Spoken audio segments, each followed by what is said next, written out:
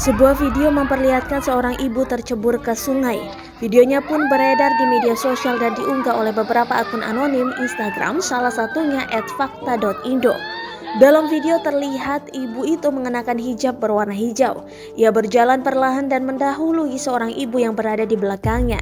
Sambil memegang tali untuk menjaga keseimbangan, ibu itu seakan hati-hati berjalan.